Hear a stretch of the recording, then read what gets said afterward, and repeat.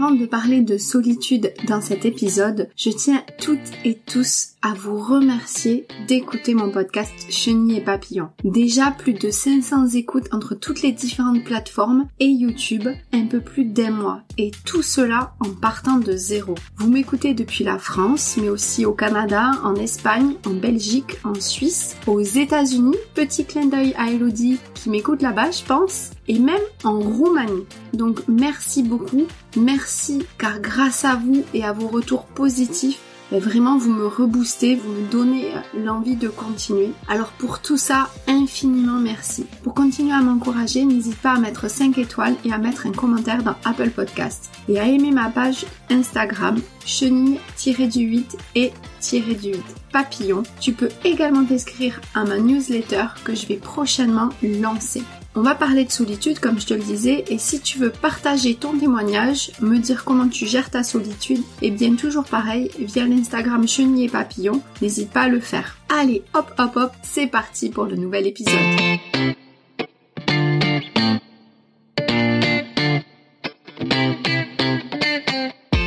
Coucou, je suis Alexandra de Chenille et Papillon, un podcast pour toutes les célibataires heureuses ou qui souhaitent le devenir. Si tu es maman solo ou pas, si tu te sens seule, si tu n'es pas vraiment heureuse, si tu es souvent dans l'attente, eh bien j'ai envie de t'aider à changer tout ça. En te reboostant et en te donnant le sourire principalement. Mais pas que. Dans ce podcast, je te partage mon expérience, mes astuces, des exercices qui m'ont permis de mieux vivre mon célibat au quotidien. Tu retrouveras aussi des témoignages d'autres célibataires qui le vivent bien. Ils nous donneront également leurs secrets. Alors si tu souhaites réussir à apprivoiser cette solitude, parfois subie et souvent pesante, si tu veux devenir toi aussi une célibataire heureuse et épanouie, alors tu es au bon endroit. Mon premier conseil sera donc celui-ci. Je te propose de prendre quelques minutes pour prendre soin de toi en te posant confortablement pour écouter ce nouvel épisode. Bonne écoute! Recoucou! Alors la solitude aujourd'hui, mais par où commencer? Comment n'en faire qu'un seul épisode? Sincèrement, impossible. Je sais très bien que je ne pourrai hélas pas tout dire tellement le sujet est vaste. Pour preuve, lorsque j'ai tapé solitude sur Google, il y a eu plus de 115 millions de résultats. Aujourd'hui, mon idée c'est de t'aider effectivement à mieux vivre ta solitude. Et si tu écoutes mes épisodes depuis le début, tu sais que c'est ce qui a été pour moi le plus long et le plus difficile à gérer.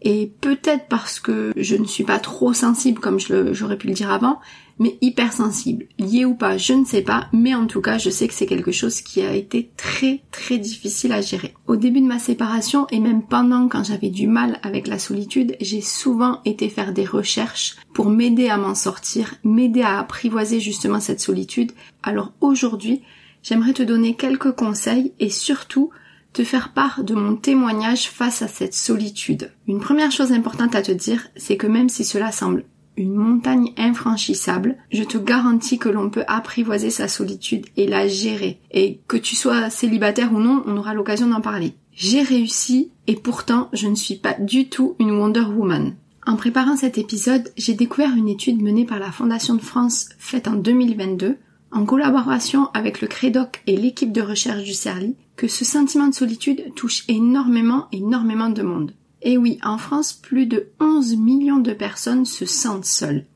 Cela représente tout de même 20% de la population de plus de 15 ans.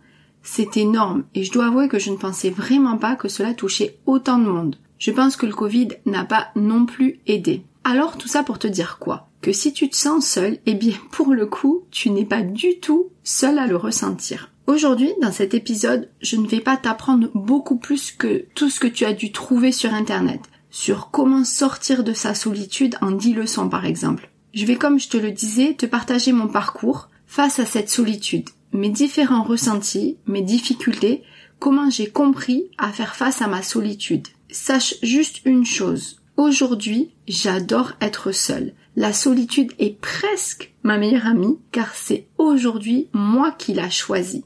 Cela va donc être aujourd'hui une grosse minute perso et j'espère sincèrement que mon témoignage t'aidera à avancer. Je vais donc t'exposer les différents types de solitude que j'ai pu vivre, que j'ai pu ressentir. N'hésite pas à me dire et à analyser toi dans quelle situation tu es. Ainsi, une fois que tu auras identifié d'où vient ta solitude, tu pourras agir. passer à l'action pour mieux l'apprivoiser toi aussi. Donc la solitude est un sentiment effectivement que l'on peut ressentir, mais cela peut être également une réalité. Donc plusieurs types de solitude entre guillemets. Donc le premier cas, tu es peut-être dans cette situation, tu es très entouré, mais cela ne t'empêche pas de te sentir seul lorsque tu es en présence de tes proches. Tu te sens donc seul et pourtant tu es peut-être donc en couple, peut-être marié. Je sais que c'était mon cas lorsque j'étais en couple. Alors franchement, imagine une fois que je me suis retrouvée célibataire. Est-ce que tu vois de quoi je parle ? Cela m'arrive parfois de le ressentir aujourd'hui lorsque je suis avec mes amis, ma famille, mais de moins en moins. Depuis ma séparation et le travail que j'ai pu faire sur moi durant toutes ces années, durant ces moments justement de solitude, j'ai appris à choisir mes amis, mes relations sentimentales et surtout à faire confiance en la vie. Elle m'apporte très souvent les bonnes personnes. J'ai fini par accepter que si ces autres, entre guillemets, ces autres partaient, ce n'était pas grave, au contraire, c'était finalement peut-être une excellente chose. J'ai arrêté d'insister, arrêté de maintenir ces relations toxiques, et que cela soit au niveau amical ou sentimental. Mais oui, il m'a fallu du temps, beaucoup de temps pour lâcher. Je préférais tellement conserver certaines relations qui ne l'étaient d'ailleurs pas vraiment. Mais j'avais quelqu'un à qui penser. Je me sentais ainsi un peu moins seule. Et même lorsque j'avais un homme en tête et que cet homme-là, je le voyais épisodiquement, je m'en contentais. J'avais l'impression que cela comblait mon vide. Pourtant, à chaque fois que l'on se voyait, effectivement, c'était bien, voire très bien parfois. Mais du coup, derrière, j'espérais quoi ? J'espérais que cette relation se développe et les jours suivants, il n'y avait rien. Et du coup, c'était une vraie descente aux enfers. Et les moments où je n'avais aucun homme en tête, je vivais pleinement ma vie. J'avais aucune attente. Je ne cherchais pas à m'adapter à cet autre et à son emploi du temps, en essayant de me dire « Ah, mais au moins je vais pouvoir le voir, même si c'était pas longtemps. » Dans ces moments-là, je vivais pour moi. Au-delà de ces absences de relations, ou comme je le disais, de personnes à qui penser, je continuais dans mes moments de solitude à travailler mon lâcher-prise, et aujourd'hui c'est ce qui reste ma plus grosse difficulté, travailler ce lâcher-prise de manière générale. Car parfois, effectivement, je me sens seule et pourtant je suis entourée. Mais dans ces moments-là, c'est parce que je suis ailleurs, je suis dans mes pensées et je ne vis pas l'instant présent, je ne suis pas dans le ici et maintenant. Autre cas par rapport à la solitude, tu peux être très entouré, mais forcément tes amis, tes proches ne sont pas toujours H24 avec toi. Ici, tu ressens ce sentiment de solitude, mais sur le fond, tu n'es pas vraiment seul.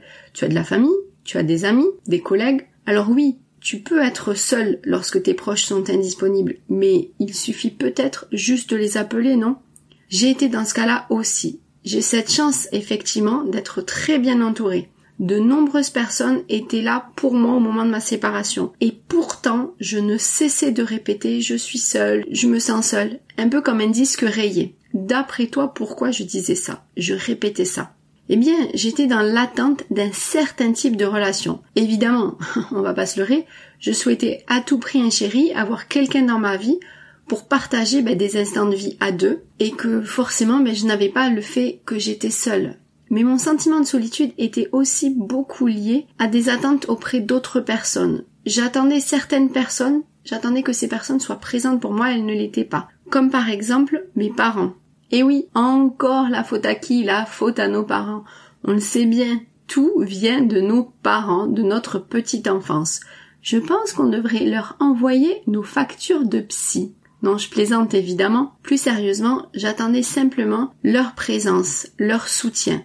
Mais ils n'étaient pas là. Je ne pouvais pas passer mes dimanches chez papa-maman. Ils habitaient beaucoup trop loin. Alors oui, il y aurait pu effectivement avoir le téléphone aussi, mais la communication à ce moment-là n'était pas vraiment notre fort et personnellement j'étais dans cette incapacité de les appeler pour leur dire clairement que ça n'allait pas. Pour moi, à ce moment-là, c'était à eux de le faire. Ils savaient que je n'allais pas bien et pour moi, c'était leur job de parent que d'appeler.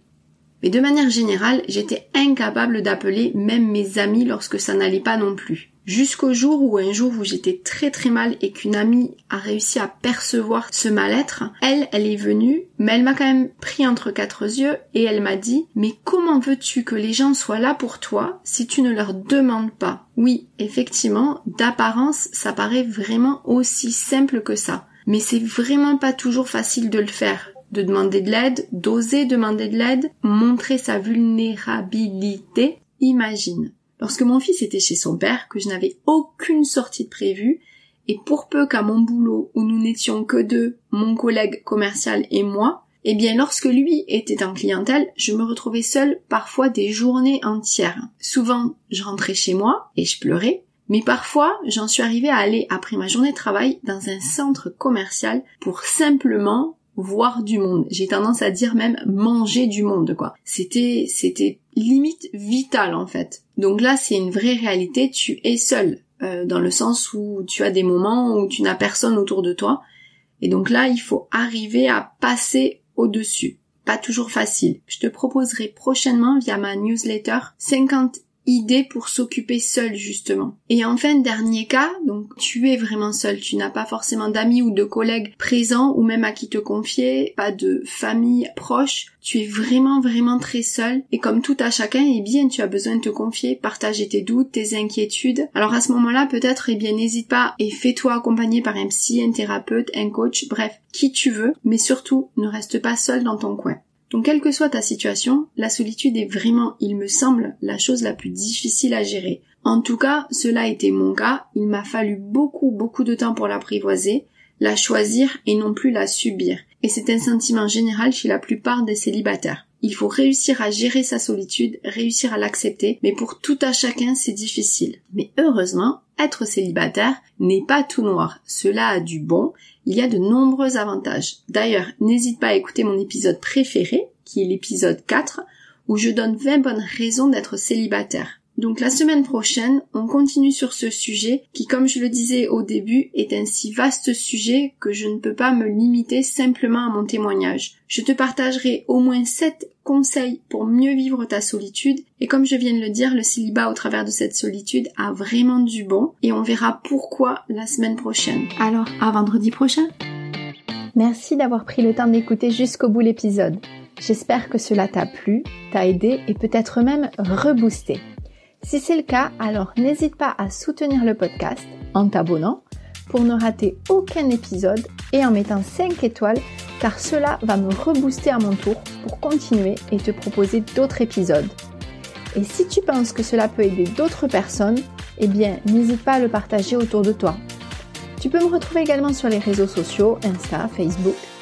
Si tu le souhaites, tu peux t'abonner à la newsletter également pour recevoir régulièrement des infos, des astuces pour mieux gérer ton célibat au quotidien et continuer ta quête du bonheur et devenir une célibataire heureuse et épanouie. Tous les liens et infos sont dans la description. Je te dis à très vite pour un nouvel épisode. À bientôt!